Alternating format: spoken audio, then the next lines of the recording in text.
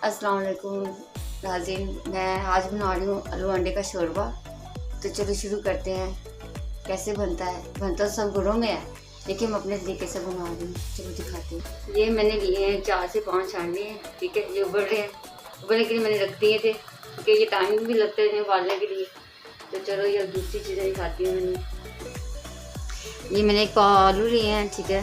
तो 2 प्याज थे, 4 से 5 थोम की तुड़ी थी, और छोटी टुकड़ी अदरक की थी। मैंने इकट्ठे मसाले के 3 चीज़ों को मैंने ना ग्राइंड कर लिया, ठीक है। तो ये नमक है, हरी हल्दी है, लाल मिर्च है, ये मैंने लिया है। 1-1 चम्मच लिया है, आप अपने हिसाब से डाल सकते हैं। 1 कटोरी दही किया है, और शोरबे में टमाटर नहीं डालते। ये भी मैं आपको टिप्स बताती हूँ कि शोरबे में टमाटर नहीं डालते, दही डालते हैं। तो ये सूखा धनिया है, ये गरम मसाला है साबुत, और ये हरा धनिया है, ये घी है, घी की 1 कटोरी है। तो चलो शुरू करते हैं।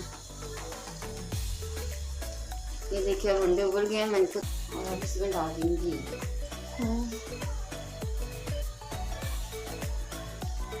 आप अपने हिसाब से घी डाल सकते हैं, कम डालें ज़्यादा डालें। वैसे शोरबे में कम घी अच्छा लगता है, क्योंकि ये शोरबा होता है, ये जो रसमी सा मसाला होता है उसमें घी ज़्यादा अच्छा लगता है। वैसे भी आजकल तो ब्लड प्रेशर के मरीज़ बहुत ज़्यादा बढ़ गए हैं, इसीलिए शोरबे में घी बहुत कम खाना चाहिए। मेरा ये आप लोगों से मैसेज है कि शोरबे में अक्सर बहुत ज़्यादा घी होता है और नहीं खाना चाहिए। अब इससे मैं डाल रही हूँ, ये मैंने ग्राइंड किया हुआ है, लहसुन, अदरक और प्याज, दोनों तीनों चीज़ें मैंने इकट्ठी ग्राइंड कर ली थी। तो मैंने इसमें डाल दी।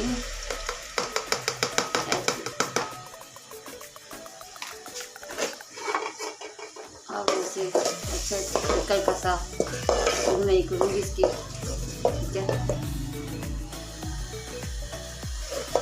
जैसे ही प्याज और अदरक का पानी खुश्क हो जाएगा तो फिर मैं इसमें मसाले दूसरे ऐड कर दूँगी।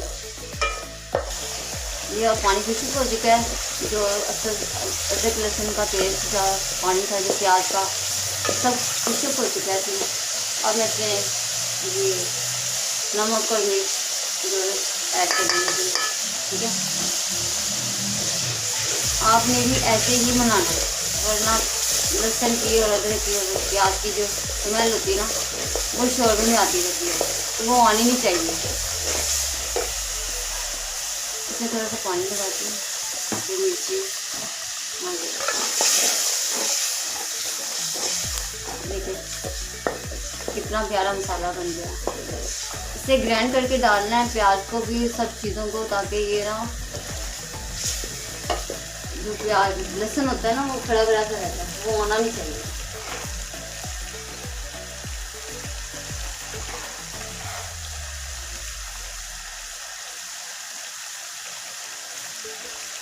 ये बचा हुआ पानी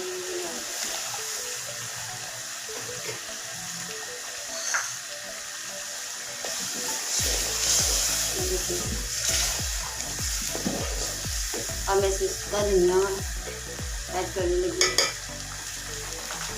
अब इसमें जा रहा है ये गरम मसाला, जिसमें छोटी दालचीनी है, कड़ी पत्ता है और जीरा है, और 4 से 5 काली मिर्चें हैं, ये मैं शामिल करने लगी।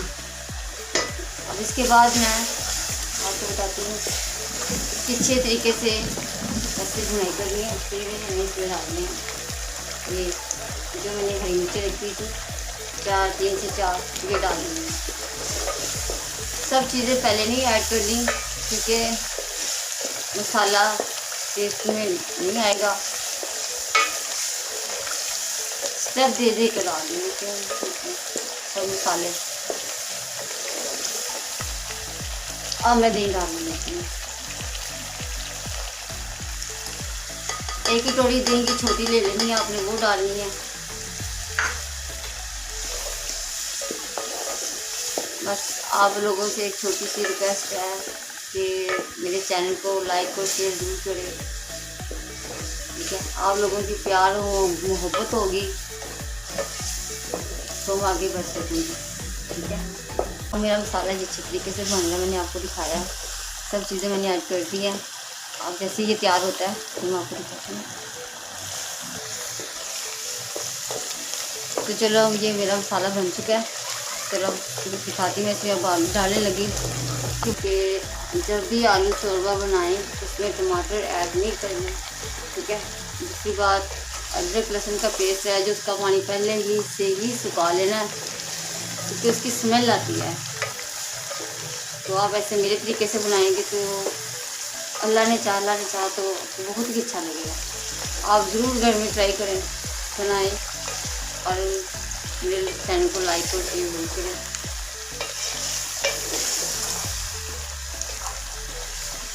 ये देखिए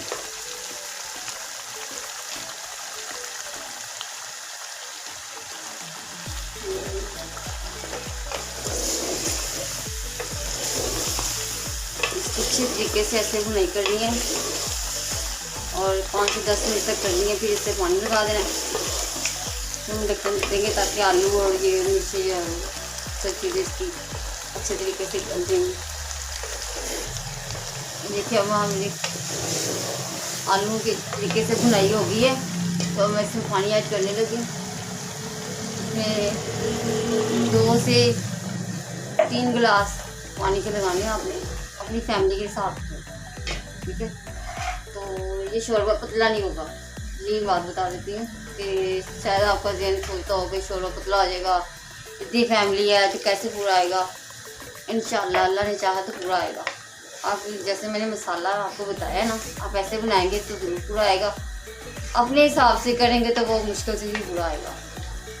ये मैं अपने हिसाब से लगा रही हूँ, ठीक है। 2 गिलास मैंने पानी के लगाया और आधा गिलास मैंने इसमें और लगा दिया ताकि वो जल जाए, तो पानी इतना सा रह जाए, ठीक है। 2.5 गिलास मैंने पानी के लगाए हैं। तो आप अपनी फैमिली के हिसाब से लगाएं तो शोरबा पतला नहीं हो। तो चलिए अब मिलते हैं आपको जब ये बन जाता है। क्यों मेरे आलू जो हैं वो गल चुके हैं, मेरे आलू तो नहीं, इस वक्त तो ये खाने वालों के आलू हैं। ये देखिए आलू मेरे गल चुके हैं, ठीक है, गल चुके हैं, ठीक है। तो अब मैं इसमें अंडे ऐड करने लगी, तो मैं अंडे ऐड करने लगी। ये देखिए अंडे भी साथ इस मसाले में बन जाएंगे शोरबे में।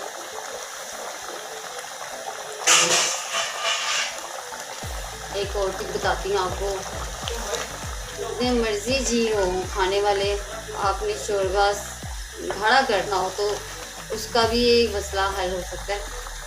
तो आपको चाहिए हो तो बता देना, मैं आपको ज़रूर भेजूँगी, बना कर दूँगी। अब ऐसे बंद करने लगी हूँ।